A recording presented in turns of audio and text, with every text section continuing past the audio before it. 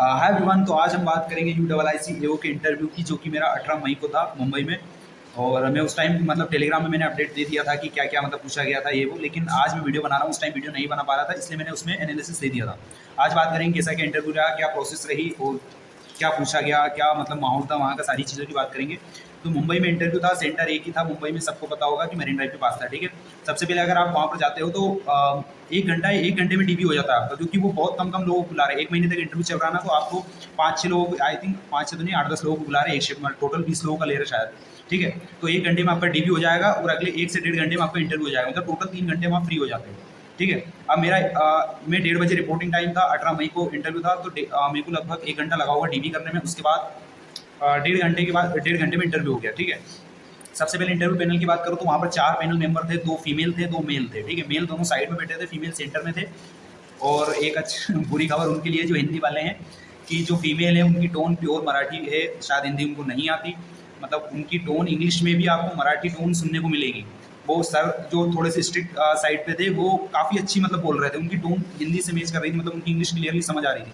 लेकिन जो मैम है, जो 70% क्वेश्चन पूछ रही है, जो शायद मेन हेड है वहाँ की, तो उनकी टोन थोड़ी मराठी है। अगर वो महाराष्ट्र वाले, क्योंकि मैं जब इंटरव्यू देने गया तो वहाँ पर मेरे को जितने मिले 4-5 लोगों से बात करी, सब महाराष्ट्र के थे, उनके इंटरव्यू अच्छे गए। मेरा रीज़न ये था कि मेरी टोन नहीं समझ आ रही थी मेरे को, और काफ़ी कन्फ्यूजन भी हुआ। जैसे इंटरव्यू में बताऊँगा तो आपको बताऊँगा कहाँ पर क्या कन्फ्यूजन हुआ, क्या क्या चीज़ें थी जो मैं गलत समझा, टोन की वजह से बार बार रिपीट करना पड़ा, और काफ़ी प्रॉब्लम हुई है। चलो स्टार्ट करते हैं, मैं स्टार्टिंग से बताता हूँ।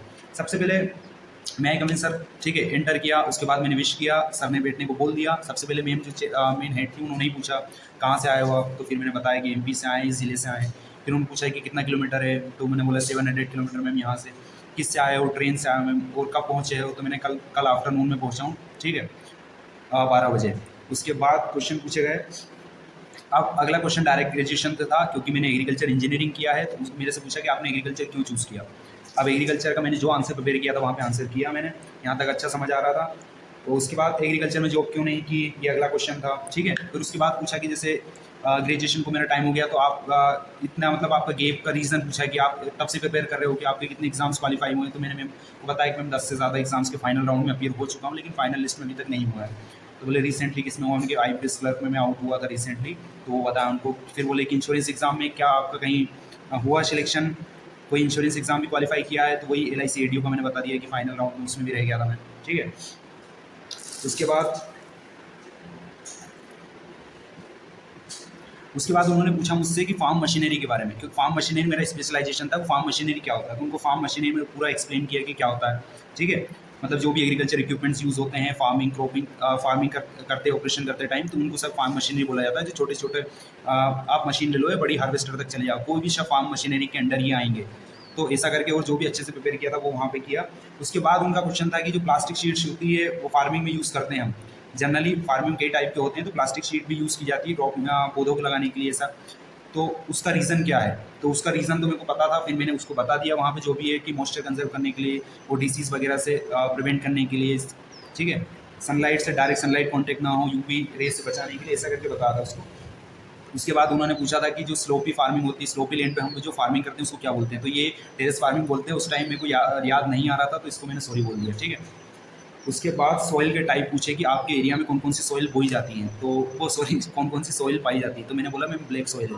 कौन सी क्रॉप लगाई जाती है उसमें, तो फिर बोला कि जो गेहूँ है, मूंग है और सोयाबीन है। यहाँ पर मेरे को एक चीज़ गलत लगी कि मैंने यहाँ पे गेहूँ और मेरे को मूंग नहीं बोलना था, यहाँ पे मेरे को बोलना था वीट एंड ग्रीन ग्राम, क्योंकि उनकी टोन मराठी थी, हो सकता है उनको नहीं समझ आया हो, क्योंकि उन्होंने बाद में सोयाबीन के बारे में तो बात की, लेकिन वीट और ग्रीन ग्राम के बारे में बात नहीं की। तो मुझे यहाँ पे ऐसा लगा कि यार मुझे इंग्लिश में बोलना चाहिए था ये चीज़, तो वो ज़्यादा सही रहता। ठीक है, उसके बाद मेरे से सॉइल के टाइप पूछे कि सॉइल कितने टाइप्स की होती है, तो मैंने टोटल 5 टाइप बता दिए थे, red, black, alluvial, desert soil, और एक कौन सा सॉइल था मैं मिस कर रहा हूँ, एक और था, 5 सॉइल के टाइप थे। ठीक है, उसके बाद ये हो गया। उसके बाद डायरेक्ट उनके पास हमारी मार्कशीट वगैरह होती है सब टीचर्स के पास, तो वो डायरेक्ट सब्जेक्ट देख सकते हैं कि आपने कौन कौन से सब्जेक्ट्स पढ़े हैं। तो उन्होंने मेरे से पूछ लिया कि फाइनल मार्कशीट में था रिमोट इन सेंसिंग सैटेलाइट, बोले ये क्या होता है। अब ये कॉलेज टाइम में पढ़ा था, मतलब मैं सोच तो रहा था कि अपने हिसाब से कुछ बना दूँ रिमोट सेंसिंग और सैटेलाइट से सेंसर वगैरह से जो फार्मिंग की जाती है ऐसा करके, लेकिन मुझे लगा कि शायद मैं गलत ना चला जाऊँ, तो फिर मैंने इसको सॉरी बोल दिया, नहीं समझ आ रहा था। ठीक है, उसके बाद आई ट्रेजेडी। जो सेकेंड फीमेल मेंबर थी, उन्होंने मुझसे पूछा कंजर्वेशन। आई वॉज लाइक ये क्या होता है भाई, ठीक है। कंजुगेशन नहीं समझ आ रहा था, मैं ऐसे सोचा, मैंने लगभग 5 सेकंड तक सोचा होगा, मैंने सॉरी बोला। तो फिर सर ने साइड से बोला मैम कंजर्वेशन की स्पेलिंग पूछ रही है। तो मैंने कहा ओ ठीक है, कंजर्वेशन की स्पेलिंग बताएं। तो फिर मैंने कंजर्वेशन की स्पेलिंग बता दी। ठीक है। अब वो फिर उन्होंने शायद ध्यान से नहीं सुना, तो उन्होंने मुझसे फिर से पूछा कि SOR है कि SER है। तो मैंने बोला SER है। ठीक है। तो वो बोले कि आपकी मार्कशीट में तो SOR लिखा है। तो फिर उन्होंने मुझे दिखाया भी, तो ये यहाँ पे मेरा पोपट हो गया था, क्योंकि मार्कशीट फाइनल मार्कशीट थी वो, उसमें स्पेलिंग गलत लिखी थी कंजर्वेशन की, और मैं से इसीलिए ही स्पेलिंग पूछी थी। तो उन्होंने थोड़ा कॉलेज के बारे में बोला कि यार आपके कॉलेज में ये वो, आप क्या कर सकते हैं, अब नोटिस नहीं किया और क्या। तो वो बहुत एक नेगेटिव पॉइंट चला गया मेरा वहाँ पे। और जो मैं एक चीज़ और बोलना भूल गया कि प्लास्टिक शीट का टाइम था ना, उस टाइम जो मेन हेड मैम पूछ रही थी प्लास्टिक शीट के बारे में, तो उन्होंने काफ़ी मराठी प्लस इंग्लिश बोला था। तो वो नहीं समझ आ रहा था, एक बार समझ नहीं आया, 2 बार समझ नहीं आया, फिर मैंने अपना आंसर दे रहा था। फिर सर बोले कि मैम ये नहीं पूछ रही है, फिर सर ने क्लियर किया कि मैम क्या पूछ रही, फिर मैंने आंसर किया था। तो ये मराठी वाला जो एक्सेंट था ना, बहुत दिक्कत कर रहा था वहाँ पे। मैं जो वर्ड को जोड़ जोड़ के समझने की कोशिश कर रहा था कि मैम क्या बोलना चाह रहे हैं, मतलब बोल इंग्लिश भी रहे थे, लेकिन इंग्लिश में भी मराठी एक्सेंट था। जैसे वो स्ट्रिक्ट वाले सर बोले ना, तो उनका एक्सेंट काफ़ी अच्छा था। तो उन्होंने लास्ट में एक क्वेश्चन मुझे बताऊंगा, बहुत अच्छे से समझ आया था, और आंसर भी बहुत अच्छे से किया था मैंने। हाँ, ये क्वेश्चन यहाँ पर मेरा इंटरव्यू हो गया था। उसके बाद लास्ट क्वेश्चन बचा था जो सर ने पूछा था, लास्ट जो स्ट्रिक्चर बोल रहा हूँ, उनका एक्सेंट अच्छा था। उन्होंने पूछा था एमएसपी के बारे में, एमएसपी क्या होती है, और जो फार्मर है वो 2 साल से गवर्नमेंट और फार्मर के बीच क्या इश्यूज चल रहे हैं, मतलब क्या चाहते हैं फार्मर ये करके, ऐसा पूछा था।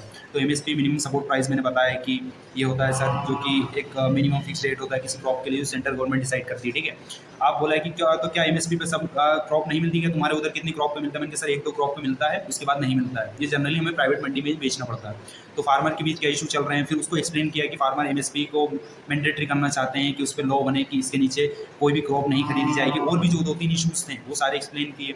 तो वहाँ पे जो सर ने पूछा था इंग्लिश में, वो बहुत अच्छे समझ आया, मैंने बहुत अच्छे से आंसर किया, वो आंसर बचता। लेकिन उसके पहले जो मैडम से चल रहा था ना, उसमें थोड़ा सा इशूज़ चले, जैसे कंजुगेशन लाइन हो, प्लास्टिक शीट से मराठी एक्सेंट के कारण प्रॉब्लम हो गई थी। ऑल ओवर बोलूँ, इंटरव्यू उतना अच्छा नहीं गया क्योंकि एक्सेंट की प्रॉब्लम थी। बाकी आपको अगर सजेस्ट करूँगा तो आप ग्रेजुएशन पे ज़्यादा फोकस करो। बाकी एचआर क्वेश्चन तो वो कहीं से भी कुछ भी पूछ सकते हैं, क्योंकि बाकी लोगों से बात करा था, एक बंदा बोल रहा था कि उससे पूछ लिया था द्रौपदी मुर्मू की ट्राइब कौन सी थी। अब हो सकता है कहीं रिलेट कर लिया उन्होंने, और उनके हाथ में आपकी मार्कशीट होती तो वो किसी पर्टिकुलर सब्जेक्ट पर हाथ रख के पूछ सकते हैं कि ये क्या है, इसमें क्या होता है।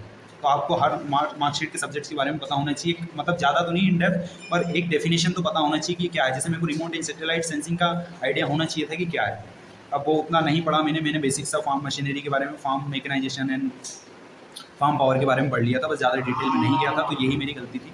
ठीक है, पर ग्रेजुएशन उतना मैटर नहीं करती, लेकिन एचआर के क्वेश्चन आपके काफ़ी मैटर करते हैं। बाकी बैंकिंग अवेयरनेस से कुछ नहीं पूछा, इंश्योरेंस का मेरे से एक क्वेश्चन नहीं पूछा। बाकी इंटरव्यू बता चुका हूँ किस्सा क्या है। और गई 16 जून तक इंटरव्यू चलने वाले हैं तब, और आई थिंक 25 जून तक रिजल्ट आ भी जाएगा, क्योंकि स्पेशलिस्ट का लास्ट 7 दिन में आ गया था। एंड यही इंटरव्यू था गाइस, और आपका हो तो आपको बता ही दिया मैंने क्या क्या प्रिपेयर करने की ज़रूरत है। Thank you so much.